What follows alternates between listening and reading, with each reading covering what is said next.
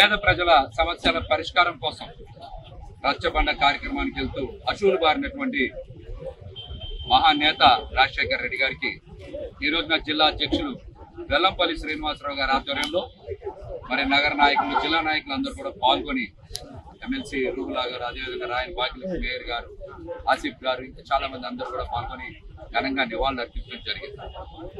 రాజశేఖర్ రెడ్డి గారి పేరు చెప్తేనే సంక్షేమం అభివృద్ధిలో విప్లవాత్మకమైనటువంటి మార్పులు తెచ్చినటువంటి వ్యక్తి రాజశేఖర్ రెడ్డి గారు.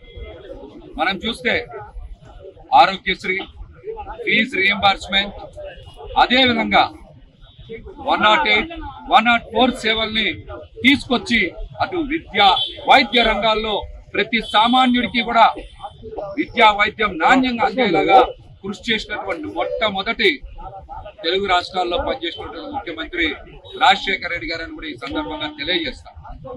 మరో పక్కన చూసాం, రైతులకి ఉచిత కరెంట్ ఇవ్వడమే కాకుండా సాగునీటి ప్రాజెక్టులు అయినటువంటి పోలవరం, పోతిరెడ్డిపాడు, ప్రాణహిత లాంటి ప్రాజెక్టులకి శంకుస్థాపన చేసి పనులు ప్రారంభించి అనేక రకాలైనటువంటి అనుమతులు తీసుకొచ్చినటువంటి గొప్ప వ్యక్తి రాజశేఖర్ రెడ్డి. మరి ఈ రోజు చాలా మంది పోలవరం గురించి మాట్లాడుతూ ఉన్నారు.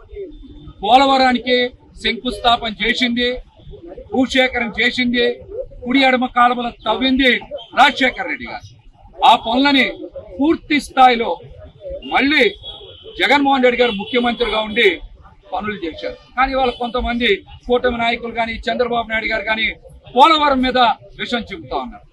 అసలు మీరు పోలవరానికి చేసిన పని ఎంత, పోలవరానికి ఖర్చు చేసింది ఎంత, పోలవరం గురించి కేంద్రం నుంచి తెచ్చిన నిధులెంతో మీరు నిజాలు వెల్లడిస్తే తెలుసుకుంటామని కూడా ఈ సందర్భంగా తెలియజేస్తా ఉన్నారు.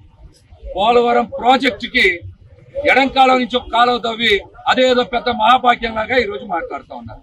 ఈ రాష్ట్రంలో నదుల అనుసంధానానికి శ్రీకారం చుట్టినటువంటి వ్యక్తి రాజశేఖర్ రెడ్డి గారు.